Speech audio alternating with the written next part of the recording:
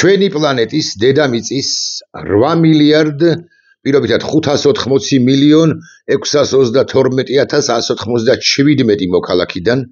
ვერავინ დამარწმუნებს, ვერავინ ვერასწოდეს ვერ დამარწმუნებს,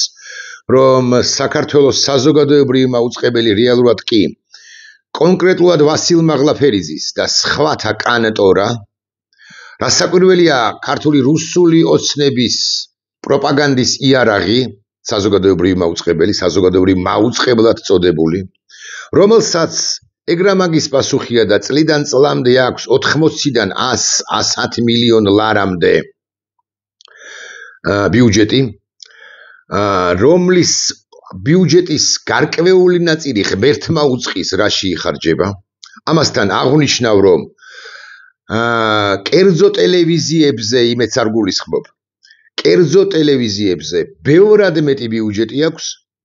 30 ჯერ, 40 ჯერ, 25 ჯერ მეტი ბიუჯეტი წლის განმავლობაში, ამასთან ესე შესული ნაჩუქარი ფული და კერძო ტელევიზიებზე 2 ჯერ, 2.5 ჯერ 3 ჯერ ნაკლები რეიტინგი. მოკლედ ამ დედამიწის, ამ ჩვენი პლანეტის 8 მილიარდ 560 მილიონ და რა რიცხვიც დავასახელე უკვე შემდგომ აღარ მახსოვს. მოქალაქიდან ვერავინ, მოსახლიდან ვერავინ დამარწმუნებს, რომ ეს ვასილ მაღლაფერიძის კანტორა ოდნავ მაინც, იოტისოდენად მაინც არის დამოუკიდებელი და კითხვები, რომლებსაც სვამენ, რომლებითაც მიმართავენ ამ კანტორის ჟურნალისტები რესპონდენტებს, არ არის დაწერილი არა მხოლოდ ვასილ მაღლაფერიძის უკვე მესამედ ვახსენებ კაბინეტში ოთახში, სამუშაო ოთახში, არამედ თვით პარტიის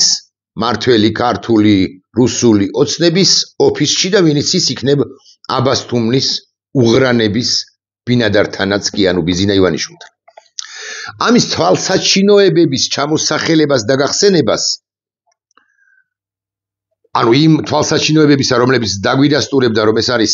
კანტორა მაღლაფერიძისა და სახელმწიფო მედია აღარ დავიწყებ ახლა. ყოველდღიურად, ყველა ტოქ-შოუში, ყოველდღიურად, ყველა საინფორმაციო გამოშვებაში, სადაც კი მონაწილეობენ თუ სახელმწიფო ფსევდო ხელისუფლების, აგრეთვე თუ ოპოზიციის წარმომადგენლები, ყველა კითხვა, ყველა მახვი, ყველა აქცენტი არის დასმული სწორედ ისე, როგორც აბასთუმნის უღრანების ბინადარს უნდა სწადია აწყობს. აი, მაკაცინცაძეს ხავდა მოწვეული სტუმრად შალვა პაპუაშვილი, ერთ მაგალითს კი დაგისახელებთ. შალვა პაპუაშვილი გამორჩეული თავისი ანტიდასავლურობით. შალვა პაპუაშვილი პირი, რომელიც ხმალამოღებული ბჭყალების გარეშე, მე მგონი, იბრძვის დასავლეთის წინააღმდეგ და დასავლეთში საქართველოს შემოსვლის წინააღმდეგ. მას ცხადია დამოუკიდებელ და ობიექტურ და კრიტიკულ მედიაში რომ მუშაობდე, უნდა მიმართო იმგვარი კითხვებით, რომ ჩაჭრა. რომ ის უნდა დაკითხო და მიიმწყვდიო კუთხეში, მაგრამ საზოგადოებრივი მაუწყებელი, რისი საზოგადოებრივი მაუწყებელი იქნებოდა, ანუ პროპაგანდისტური არხი, რომ ამგვარი კითხვებით მიემართა, ცხადია არ მიმართა და მე მოგასმენებთ მხოლოდ დასაწყის იმისა, რაც შემოგთავაზა მაუწყებლის წამყვანმა მაკაცინცაძემ შალვა პაპუაშვილთან დაკავშირებით, დასაწყისშივე ნახეთ რას ამბობს. ძალიან დიდი მადლობა პირველ რიგში იმისთვის, რომ დაგვითმოთ დრო და მოგბრძანდით დღეს სტუდიაში. მოგესალმებით საღამოშიდობის მიესალმებით შესაძლებლობა. ბატონ შალვა, პირველ რიგში რა თქმა უნდა საუბარი უნდა დავიწყოთ ხელისუფლების მორიგჯერზე არ შემდგარი დამხობით ამ 4 წლის განმავლობაში ჩვენ ხელისუფლების მორიგჯერზე არ შემდგარი დამხობით. მე მგონი კითხვა ის ფორმულირება, ვინც მოახდინა, ვინც ფორმულირება გააკეთა ამ კითხვისა, ხო, ისიც კი წყალად არის ქართულთან. პირველ რიგში საუბარი უნდა დავიწყოთ ხელისუფლების მორიგჯერზე არ შემდგარი დამხობით. ხო, ვასილ მაღლაფერიძეს თქო პირველ ყოვლისა, მე-6 ხსენებულს ამიხსნას, რა თქვა მაკაცინცაძემ, მაგრამ საერთოდ მაკაცინცაძეს ან საზოგადოებრივი მაუწყებლის ნებისმიერ წამყვანს რა უფლება აქვს ილაპარაკოს დამხობაზე, ან ესე სუბიექტურად ზოგადად, ან დამხობაზე კონკრეტულად, ის ხო კერძო ტელევიზიის თანამშრომელი არ არის, ირაკლი ტაბლიაშვილს კერძო კრიტიკულ არხზე მომუშავეს, კიდევ აქვს ამგვარი სუბიექტური შეფასებების საზოგადოებისათვის გაცნობის უფლება და შესაძლებლობაც ჯერჯერობით, მაგრამ საზოგადოებრივ მაუწყებელს, რომლის მაყურებელიც არის, მათ შორის საზოგადოების ის ნაწილი, რომელიც ამას დამხობას სულაც არ უწოდებს, ყოველ შემთხვევაში მანამ სანამ ეგრეთ წოდებული სამართალდამცავები სასამართლოს ჩათვლით. მათ ჩაჯულების სისტემა არ იტყვის, რომ ეს იყოს სწორედაც რომ დამხობაო. ქალბატონ ჟურნალისტს არ აქვს ამის წარმოთქმის უფლება, ეს მე მაქვს აფუფუნება იმისა, რომ შალვა პაპუაშვილს უწოდო რუსი, მაგრამ მაკაცინცაძეს ან ნებისმიერ სხვას, ვინც საზოგადოებრივ მაუწყებელზე და სწორედ საზოგადოებრივ მაუწყებელზე მუშაობს, დამოუკიდებლად იმისა, როგორ საინფორმაციო პოლიტიკას ატარებს მაუწყებელი კანტორა ვასილ მაღლაფერიძისა, ამის უფლება, ამ შეფასებების უფლება, ასეთი მკვეთრი შეფასებების უფლება, რომ დამხობა იყო ეს მაინც და მაინც, არა იმიტომ რომ არ იყო, ან არც იმიტომ რომ იყო აუცილებლად, არა. ამგვარი მკვეთრი შეფასებების გაკეთების უფლება მას არ აქვს. ნახეთ, რას პასუხობს შალვა რუსი. ბოში ჩვენ ნახეთ რევოლუციის მოწყობის უკვე მეხუთე მცდელობა. აჰა, მოდიში, სანამ შალვა რუსზე გადავალთ, შალვაია რუსზე, მანამდე რევოლუციის მოწყობის. ეს შალვა პაპუაშვილის ნარატივია, რომ ეს მაინც და მაინც წინა 4-იან, თუნდაც ეს მეხუთე მცდელობა, მეხუთე გამოსვლა იყო გიბოდიშებთ რევოლუციის მცდელობა. ეს შალვა პაპუაშვილმა და ქართულმა რუსულმა ოცნებამ დაამკვიდრა, თორე მე გეტყვით რომ მეხუთე არ იყო და მერვე იყო. მე ვცდები? არა, იქნებ საერთოდ არ ყოფილა თუ რომელიმე ჩემი მეზობელი იტყვის ამას, ეს რევოლუციის მცდელობები. რა უფლებით ლაპარაკობს მაკაცინცაძე, ღიად ვლაპარაკობ მე. გადმოვიდეს კერძო არხზე და უთქვამს თუ უნდა მერვე მცდელობა ან 57 წარუმატებელი მცდელობაა. მაგრამ სანამ ტელევიზიის კერძო არხზე გადმოვა, კერძო ტელევიზიის არხზე გადმოვა სამუშაოდ. მანამდე რევოლუციის მოწყობის მეხუთე მცდელობაო, ამის თქმის უფლება ყველას მიერ დაფინანსებული საზოგადოებრივი მაუწყებლის თანამშრომელს ყველას გულისხმობ, მათ შორის ხალხის ძალის, ლეიბორისტული პარტიის, ნაციონალური მოძრაობის და სხვათა ამომრჩევლის მიერ დაფინანსებული საზოგადოებრივი მაუწყებლის თანამშრომელს ამგვარი ფორმულირებით კითხვის დასმის უფლება არ აქვს და როცა ვამბობ, რომ ეს კითხვები და ამგვარი აქცენტები იწერება აბასტობლის უღრანებში, მეთქი ალბათ მაინც არ ვწდები. ყოველ შემთხვევაში ამაში თუ ვწდები, იმაში არ ვწდები, რომ 8 მილიარდიდან 8 მილიარდ 660 560 მილიონ 734,198 პირობითად ხო? სოფლიო მოსახლიდან, მოქალაქეებიდან ამ პლანეტისა, უკლებლივ ყველა იტყვის, რომ ეს არის კერძო, ეს არ არის კერძო არხი, ეს არ არის კრიტიკული არხი, ეს არის საზოგადოებრივი მაუწყებელი და ესეთი კითხვების დასმა არ შეიძლება და ეს არის დამოკიდებული ანგარიშვალდებულებით დამოკიდებულებაში მყოფი სწორედ შალვაია რუსთან, ანუ ქართულ ოცნებასთან გადაჯაჭვულ გადაფსკვდილი არხის თანამშრომლის მიერ დასმული კითხვა. შალვა პაპუაშვილამდე მივალთ ალბათ. მოვისმინეთ აქციის ორგანიზატორთა მიერ გაჟღერებული ძალიან კონკრეტული, შეიძლება ასე ითქვა, 3 პუნქტიანი გეგმა, ქრონოლოგიურად რომ გავყვეთ. პირველი მათ არალეგიტიმურად გამოაცხადეს ხელისუფლება და საკუთარ თავს მიანიჭეს თავადვე ლეგიტიმაცია, შემდეგ წაიკითხეს და ნახეთ კითხულობს. ვასილ მაღლაფერიძის კითხვას კითხულობს და წერილს. მოუწოდა შეკრებილებს დაძრულიყვნენ პრეზიდენტის ათონელის სასახლისკენ და ჩაებარებინათ რეზიდენციის გასაღები, რასაც მოხდა ის პროცესები, რაც ყველამ ძალიან კარგად და ცხადად მკაფიოდ ნახეთ ტელევიზიით და მედიით, ხო? დღეს თქვენ როგორ უყურებთ პროცესებს აი ამ პერსპექტივიდან, როგორ ჩანს ის მოვლენები, რაც განვითარდა? აუ, რა მაგარი კითხვა, თქვენ როგორ უყურებთ? არიცით? მე ესე ვიცი, ეს არის ცნობილი ამბავი, რომ ჟურნალისტი რესპონდენტს ეკითხება იმას, რის თაობაზეც, რის შესახებაც რესპონდენტის პასუხი აქამდე ცნობილი არ იყო. უმრავლეს შემთხვევაში გელაპარაკებით, შალვა პაპუაშვილი როგორ უყურებს ამ ეგრეთ წოდებული პერსპექტივიდან, არ ვიცით ამაზე პასუხი? არ ვიცით რომ დღე და ღამ 24 საათის განმავლობაში 22 საათი ფხიზლობს ეს კაცი და 22 საათიდან 20 საათი ვუტრირებს ცხადია, დასავლეთის გინებით და ოპოზიციის გაშავებით არის დაკავებული? არ ვიცით რომ შალვა პაპუაშვილი იტყვის ზუსტად იმას, რაც წინა დღეს ასე მაგალითად თქვა ტელეკომპანია იმედში როცა სტუმრობდა, ან იმას, რაც რა აზრიც გაგვაცნო საკუთარ Facebook მახინჯ პოსტში. არ ვიცით რას გაიგებს 100 მილიონიანი თუ 100 მილიონიანი ტელევიზიის ტოქ-შოუს მაყურებელი ახალს შალვა პაპუაშვილის აგარშე უნდა კითხო. არა ეს, არამედ კრიტიკული ამგვარი კითხვით კი არ დავიმართო, კრიტიკული კითხვით უნდა მიმართო. ახლა მართლა მაკაცინცაძეზე რომ არ ჩამოვიდეთ და მაკაცინცაძეზე რომ არ ვილაპარაკოთ, ახლა ვილაპარაკოთ სხვა კუთხით. ჩალვა პაპუაშვილი სულ ბოლო პერიოდია სულ კითხულობს შემდეგს. აიო, არ დაგმესო ევროპელებმაო, კაია კალასმა არ დაგმო სხვებმა და სხვებმა არ დაგმეს რევოლუციის ეს მცდელობაო, არც ევროკავშირის წარმომადგენლობამ დაგმოდა, არც არავიდო. პრინციპში გულახდილებით თუ ვიქნებით, მართალია, შალვაია რუსი პაპუაშვილი არც არავის ბრიუსელიდან თუ ევროპული ქვეყნების დედაქალაქებიდან არაფერი უთქვამთ პაატა ბურჭულაძეზე ან იმ პროცესზე, რომელიც გაიმართა, რომელიც მიმდინარეობდა 4 ოქტომბერს ქუჩის პროცესს და პროტესტსა და პროტესტს გულისხმობდა, მათ შორის არც არაფერი უთქვათ პრეზიდენტად წოდებული მიხეილ ყაველაშვილის რეზიდენციის აღების მცდელობაზე. სამართლიანი ოღონდ ბჭყალებში საყვედურია, მაგრამ ბჭყალებში ამ საყვედურს სვამ მხოლოდ და მხოლოდ სხვა ერთი მიზეზის გამო. საქმე ის არის, რომ კაია კალასი იქნება ეს თუ რომელიმე სხვა მაღალ ჩინოსანი ევროკავშირისა, აგრეთვე ცალკეული ევროპული ქვეყნების დედაქალაქების წარმომადგენლები, საელჩოები, საგარეო მინისტრები, პრემიერ-მინისტრები, პარლამენტები და ასე შემდეგ, ამას არ გააკეთებდნენ ერთადერთი მიზეზის გამო. არც გააკეთებდნენ ერთადერთი მიზეზის გამო. ისინი არ ცნობენ საქართველოს დე-ფაქტო ხელისუფლებას დე იურე ხელისუფლებად. აქაოდა ჩვენ გვაყირავებდნენო, ჩვენ წინააღმდეგ რევოლუციას აწყობდნენო, ჩვენს წინააღმდეგ ჯანყი იყო მოწყობილიო, ამის თქმის უფლება აქვს იმ პოლიტიკურ ჯგუფს, რომელიც თავად ლეგიტიმურია. არალეგიტიმური თუ ხარ შენ და არალეგიტიმურია, ქართული ოცნება ოღონდ მარტო ჩემი შეფასებით კი არა ხსენებული კაია კალასის და სხვათა შეფასებითაც. საიდან უნდა გადაეყირავებინათ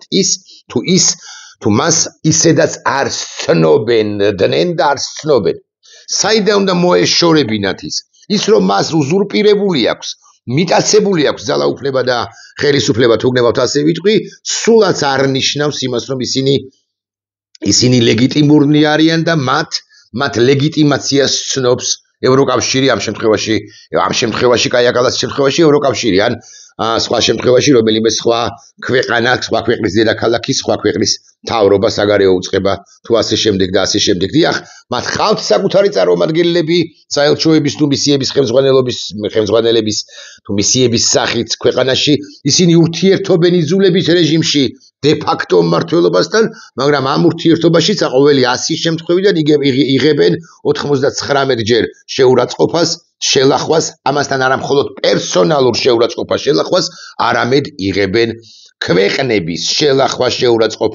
შელახვასაც და მაკაცინცაძე ეს ღმერთმა არ მასმეინოს ეს ინტერვიუ თავიდან ბოლომდე, რომელიც გრძელდება 52 წუთი და 9 წამი, დარწმუნებული ვარ, დარჩენილ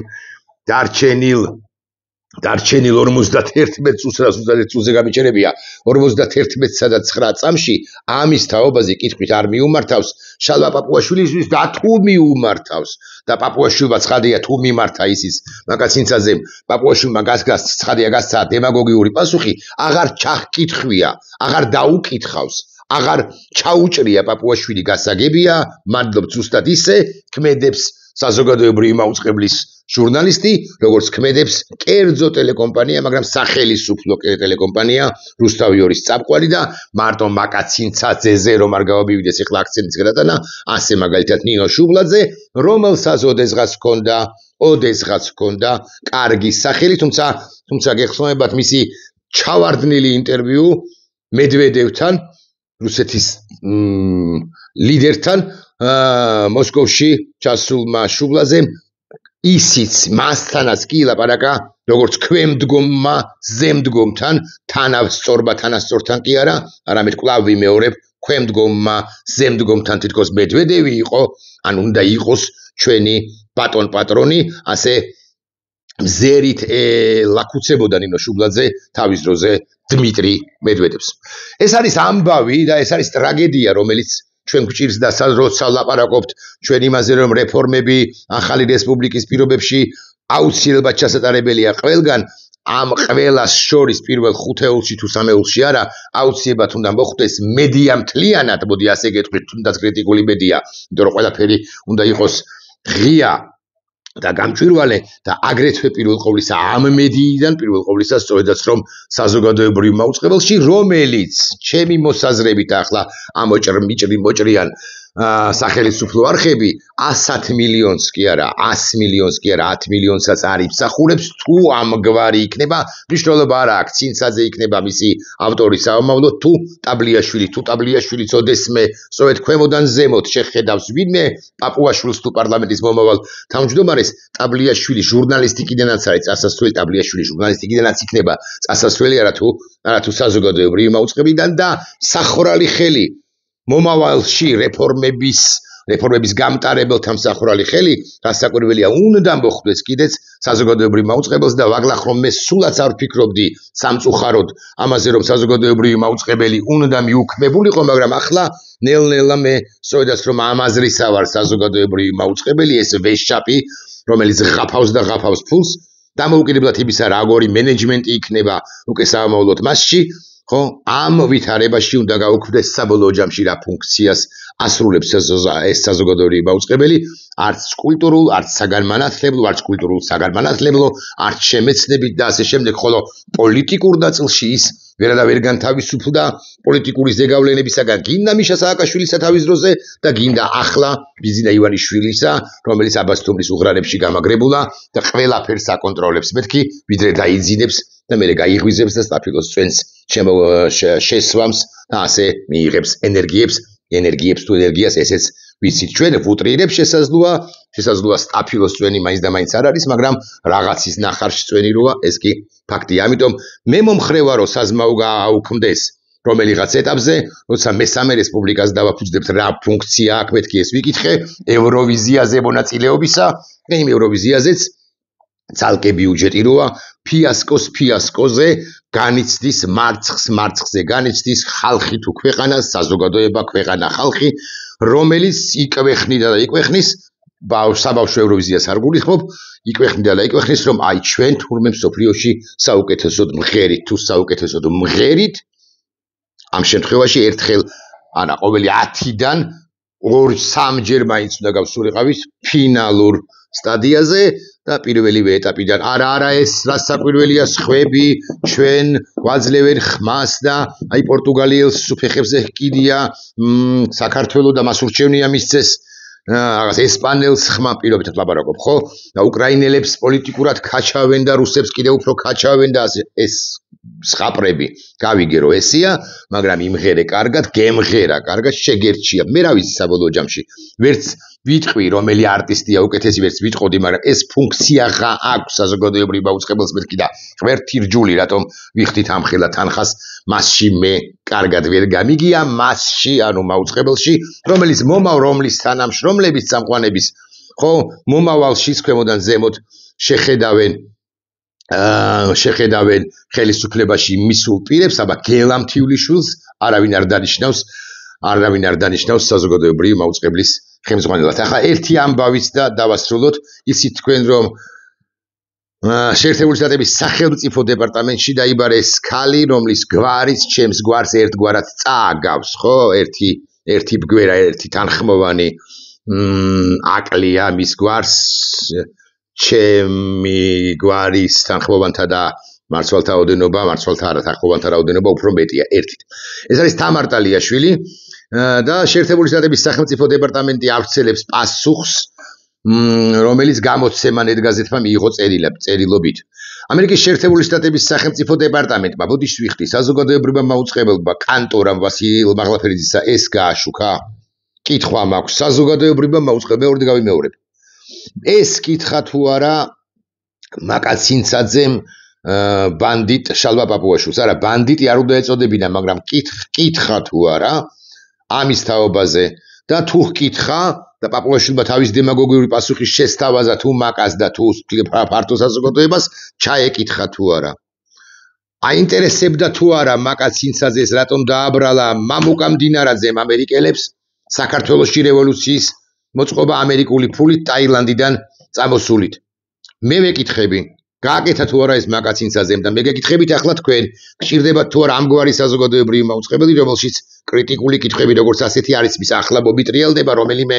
პროპაგანდისტი საზოგადოებრივი მაუწყებლიდან და მეტყვის დღის 3 საათზე ეს ინფორმაცია ჩვენ გავუშვით. პირობითად. ან სხვა ინფორმაცია გავუშვით რაღაც დღის 4 საათზე. არადევნებთ თქვენ თვალყურს ჯერ შეამოწმეთ და მე გველაპარაკეთ. მე აქ მშრალი ფაქტის გადმოცემაზე არ ვლაპარაკობ. თუ ეს მშრალი ფაქტი იყო საერთოდ. მე ვკითხულობ ტოქ-შოუში იყო თუ არა დასმული კითხვა ამის თაობაზე და ეს პრობლემა არის თუ არა მამუკამდინარაძის მიერ გავრცელებული ტყუილები, არის თუ არა პრობლემა სახელმწიფოსი, მათ შორის მოქალაქე სინცაძისა თუ მოქალაქე მაღლაფერიზისა თუ სხვებისა, მოქალაქე ტაბლიაშვილისა, სხვებისა და საღალ თანამდებობაზე მყოფი პირი,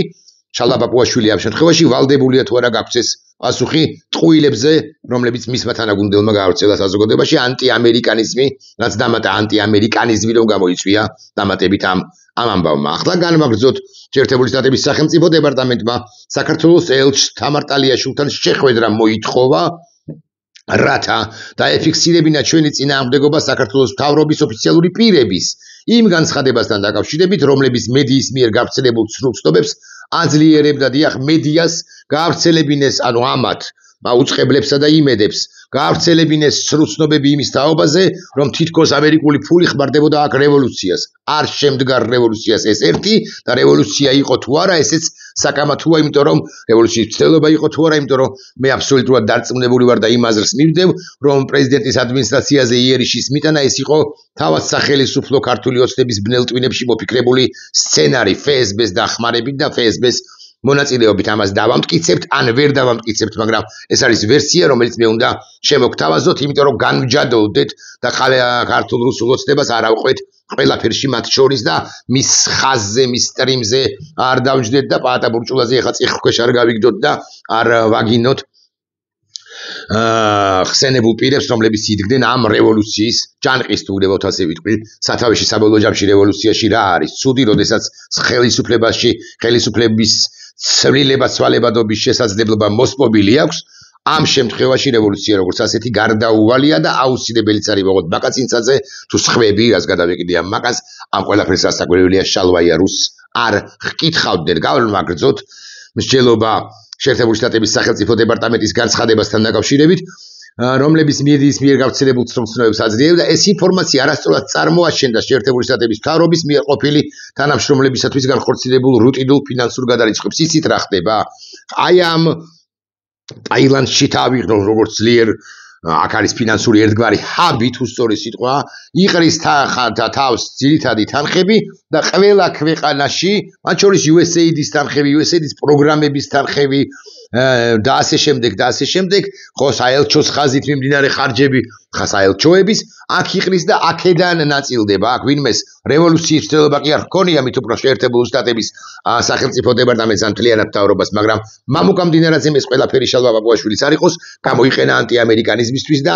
ამერიკის დემონიზაცია, სტიგმატიზაციისთვის და ეს არის პრობლემა. ამიტომაც დაიბარეს ტალიაშვილი, რომელიც ხელმოღერებით კი მივიდა შეერთებული შტატების სახელმწიფო დეპარტამენტში, მაგრამ ხელმოუღერებლად წამოვიდა და უთუოდ, იმიტომ რომ იქ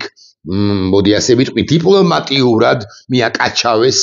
განმარტებების ძიების ნაცვლად საქართველოს მთავრობის მაღალ ჩინოსდება იგულისხმება მდინარაძე, ამჯობინეს მედიით გავრცელებული ამ მცდარი ინფორმაციის ტირაჟირება ოღონდ მედიასაც თავად მდინარაძემ გაავრცელებინა ეს სრულ ინფორმაცია, მე ამას დაეყრდო, ამაზე დააშენა ეს ტყუილი ამ რუსმა ავადმყოფებმა მართლა და მართლა ოღონდ მაკაცინცაძეს და გადავეკიდე მაკაცინცაძეს და გიბოდი შეფმაკა თლიანად საზოგადოებრივ მაუწყებელს ისევე როგორც არცერთ სახელმწიფო მედიას ამის თაობაზე ინფორმაციაც კი არ გავრცელებია და მე არის ამ დეპარტამენტის სახელმწიფო დეპარტამენტის განცხადების ის ნაწილი, რომელშიც ამბობენ, რომ ეს იყო რუტინული და არის რუტინული სამუშაო, წავიკითხავ.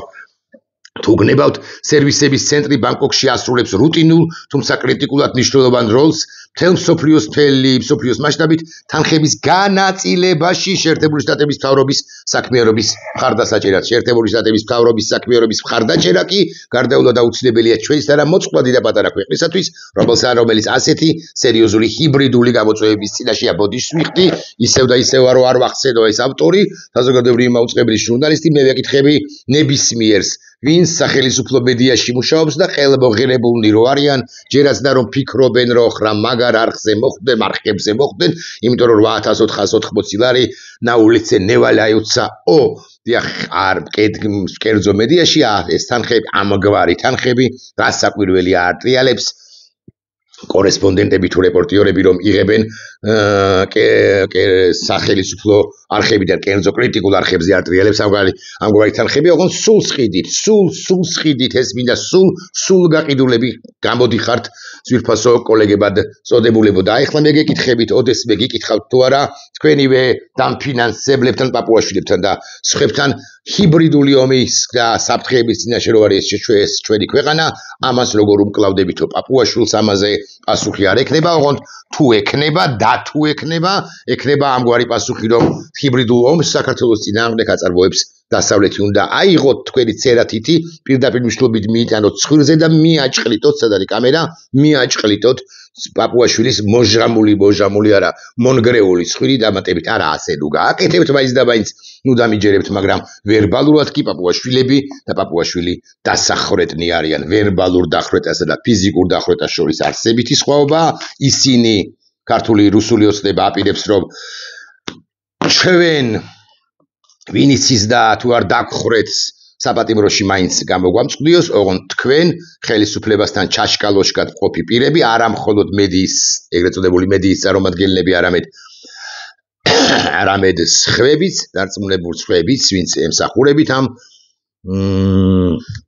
სხვა და სხვაგვარად მათთან რო ხართ გადაბმული იმ ხელისუფლებად წოდებულს, ამის გამო ამას გააშუქებთ, ამას მოიწონებთ, ამას მიესალმებით და ასე შემდეგ და თქვენს ვიზა ბარათებზე ოდესმე მაინც გაჩნდება არა 8585, არამედ